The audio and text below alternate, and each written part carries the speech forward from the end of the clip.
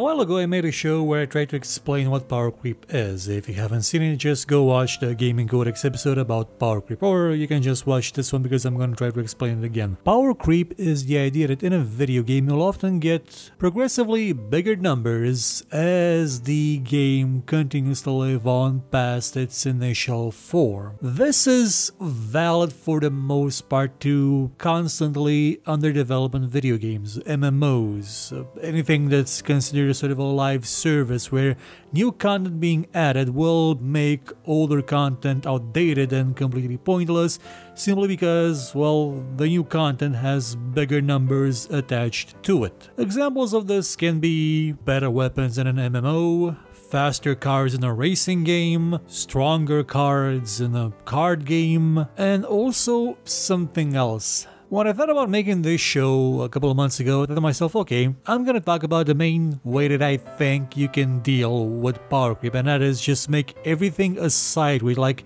have a hard cap on all power, all levels that cannot be exceeded, and just make new content be a side grade, an alternative, an extra option. But there's a problem there. How can you make those options balanced enough so they do not simply just blow whatever was before it out of the water? That is actually a bit harder because people are crafty little bastards, contrary to what you may have seen in movies like that Ready Player One thing, which I wasn't sure how that movie ever got to the big screen because I thought masturbation was illegal in theaters, because that's all that movie is, honestly. Well, contrary to what you see in that movie, pretty much everybody thought about going backwards in every race they've ever played, ever. Because that's what people do. They try things, they experiment with ideas, and they find unintended consequences of side grades, of adding skills in an MMO that are of equal value in theory to others, but oh, it turns out if you use them in a certain way, combine them with something else, oh, they just stack and stack and stack until everybody dies. Now sure, that would also mean that some of the older abilities are still going to be useful in combination with the new ones, but the majority of the rest of them, probably not really as much. I mean, think for example Tachanka from Rainbow Six Siege. He is considered as being the worst operator in the game. He is virtually worthless in most situations. His only ability, well, the one that really sets him apart from a recruit, is that he has a gigantic fixed machine gun that he can use to shoot people with, and it has a shield like at the top of it that protects him partially from being hit in the face. It doesn't do a great job and he can be easily killed by being shot in the foot. He's also not that fast. His weapons aren't really all that super duper to compensate for his very niche use of an ability, and teams that have Tachanka in them tend to have a bit of a tendency to sort of lose the game more often than teams that do not have Tachanka. But also you can't really say that a character like Caveira is power creep over Tachanka, because Tachanka basically kind of always sucked. Now, the reason I bring up Rainbow Six Siege is that it is a game that tries its best to prevent power creep. It does a really good job, or at least it's done so far, a really good job of trying to keep the basic classic defenders as viable as possible. Apart from Tachanka, because even Ubisoft has admitted that the character is just flat out broken. He doesn't really have much to him. But every other character that they've added is a side grade. And as side grades, they've proven to be balanced enough so they do not actually invalidate other choices. Yes, some of them are must picks. You have things like Hibana that are basically guaranteed victory, or at least they have the highest pick to win ratio in competitive matches because it's a fast character that can breach through armored walls. Used to be equipped with a claymore, which was very useful for setting up traps. Now she has breaching charges, which combined with her main ability makes her a super breacher because she can breach all day and never stop. But what I mean is that even when a new character is added, they continuously balance them to make sure that the other ones are not invalidated and that impressions of power creep are greatly reduced. Lion is such an example. When he came out, he had the 3 charge ability that let him fire off a drone which detected movement all across the map. Even when the drone stopped or the enemies stopped moving, they would still be seen on the map. Combine that with Fuse's ability, Fuse being one of the basic characters that was in the game from the get-go, to launch grenades, cluster grenades through windows or walls or doors, and you have a guaranteed method to see where everybody is, provided they were all in the general area where Fuse began his deck, and they all ran because they would have died if they stayed there. They reduced this by limiting Lan's ability so it's not as overpowered as it used to be. It's cutting down on that power creep, but the character is still quite useful. It's still quite powerful if used correctly, and that's a very, very important thing.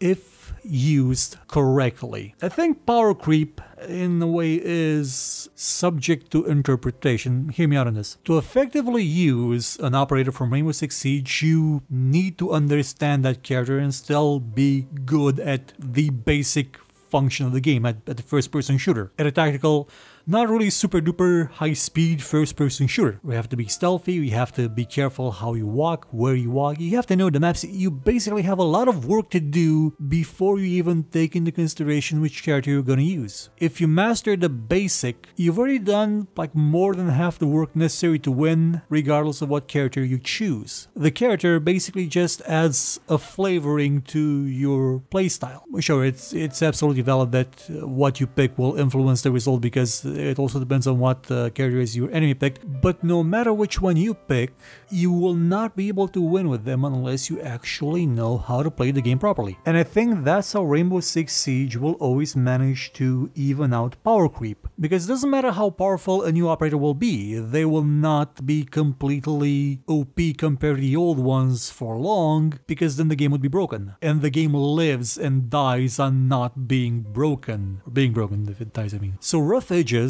outliers, wacky combos will, with time, be evened out. So the game will always tend towards an average of power for all its characters except for Tachanka, who, our Lord and Savior, is not really doing all that great. And the deciding element will always be how well you play, get it? It's and you play, and how well the team plays. And even though I haven't played it like in quite a while, honestly, since I got the MMO mouse that I've always wanted, you know, the one with the extra buttons, I haven't actually had the chance to really like dig deep into Mech Warrior Online and play it again like I used to. I don't think I'll qualify for the must have played 100 matches this year reward by the end of the year, so I can get that thing in, what was September or October? They give you a free mech or something, or some rewards. That game was also accused quite a lot of selling power, because the mechs that are introduced in the game are firstly available for purchase with real money, and are then available in the game with, you know, in-game currency. And when Clan Tech was added, there was the perception that they're selling power. This is power creep. Like, all the other mechs are just pointless. Why even try and pilot another Sphere mech, because the new ones will just be completely better. And to be fair, there's an absolute logical in-game, in-world, in-universe lore reason for them to be more powerful. But effectively used, any other mech in the game could still win, provided you were playing against somebody who wasn't super duper proficient. I probably told the story like a billion times where I killed a Timberwolf with a spider that's like half its size, had 3 lasers on it, 2 of them were mediums, I even overheated, got blown up by the rest of the team, but I still killed them. Now granted, if it were piloted by a better player, I would have not had a chance, which was fine, because I was in a scout mech and that was a heavy mech, one made to take down assault mechs, one made to take down things that weigh about 5 times as much as my mech does, and still I managed to do that. But again, we're on equal footing in terms of skill. I would have lost, because that's a team game and it's meant for a variety of mechs being used together in combination and tactics, rather than just, well, now there is Solaris City, which is just one-on-one jab in the face, and you do get kind of a lot of discrepancies in terms of weight classes that usually don't end in the favor of the lighter ones, unless the enemy forgets to put enough ammo on their rig, which, as you know, happened in that video.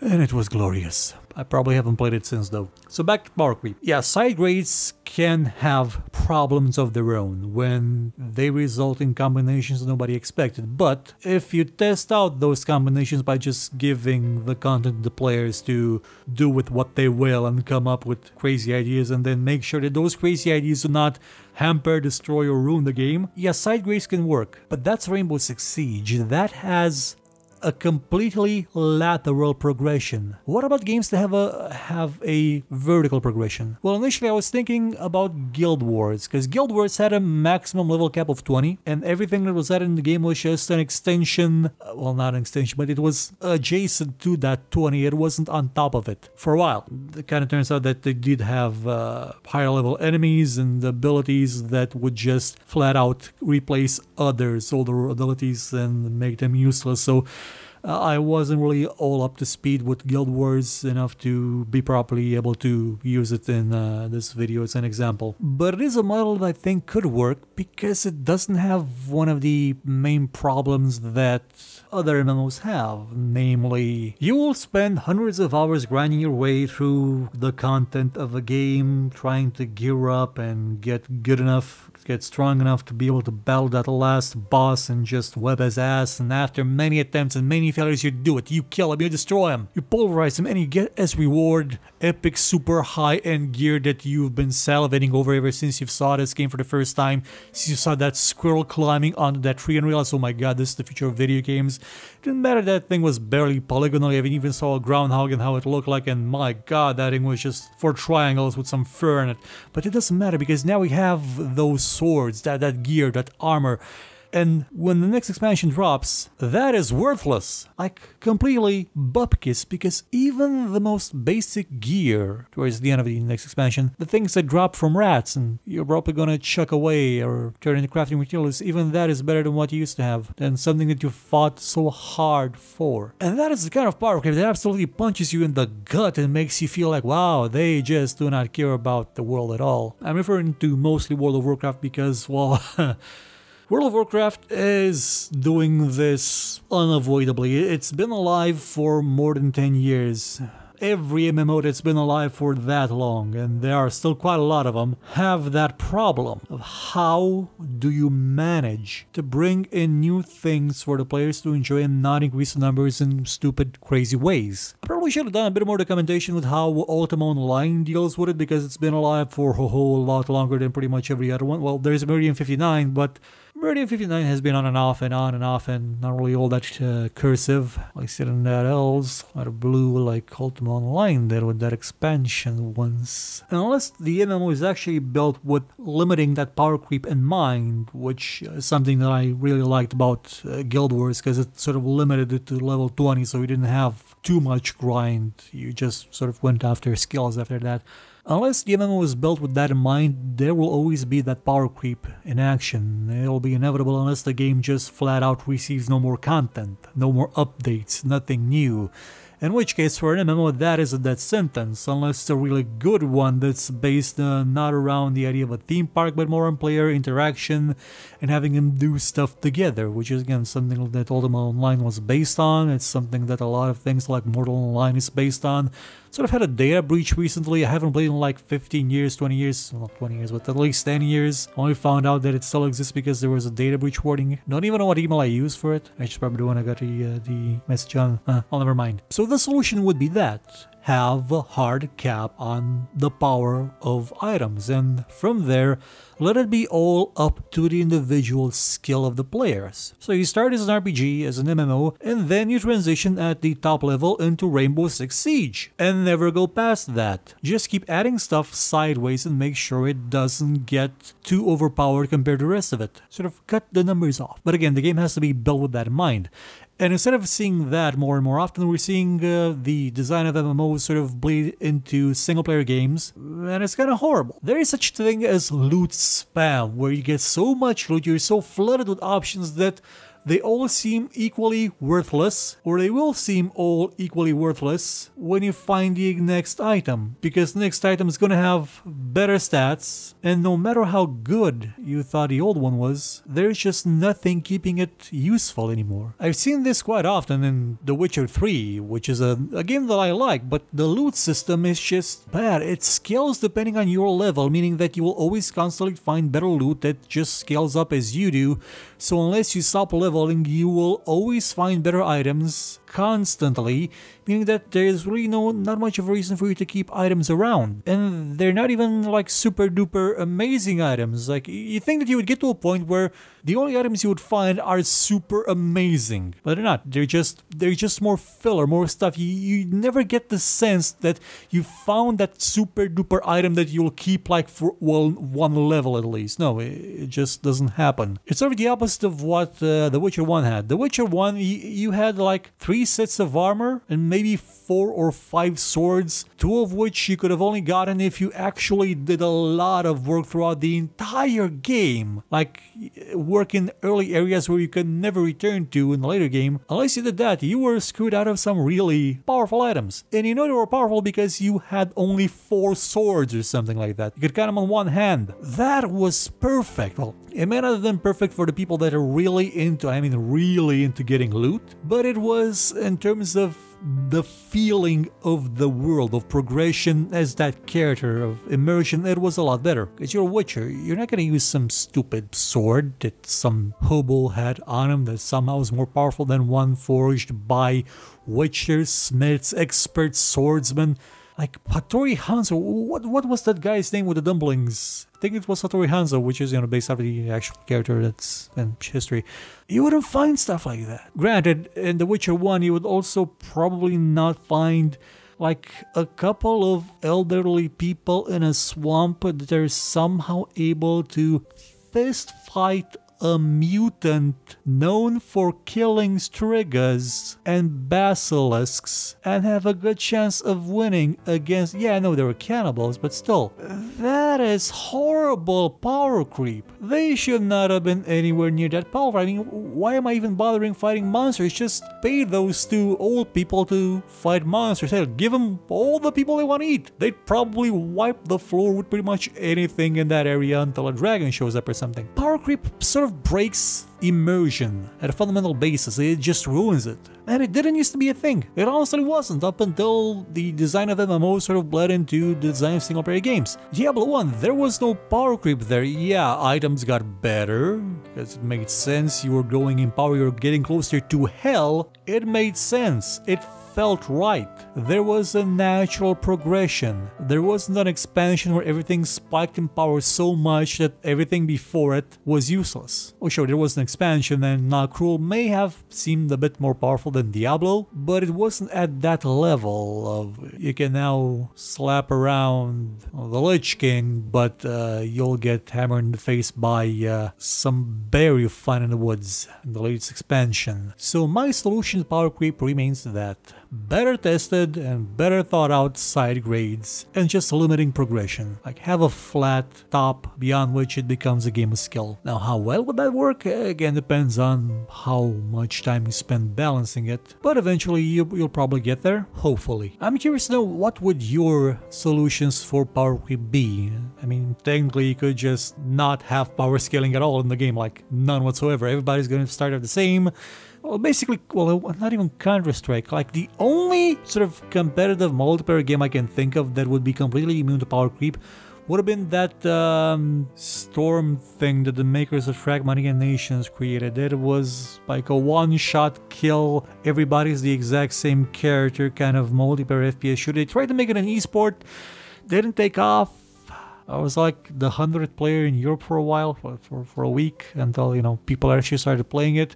Then they stopped playing it, so I'm probably, well, I think they reset the rankings, but the game was called Shoot Mania Storm, and apparently there's gonna be a sequel out called Shoot Mania Cryo one day, unless it got cancelled. I'm not really sure anymore. So what would your solution be for fixing power creep, both in a game that's built from the ground up to prevent it, and also for games that are not? Because doing it in a game that isn't built to counter that is gonna be quite hard. We're gonna have denominations of numbers so big in the next couple of years in certain MMOs and live games, services, things. It's gonna be kind of funny to see. Looking forward to your comments. Goodbye.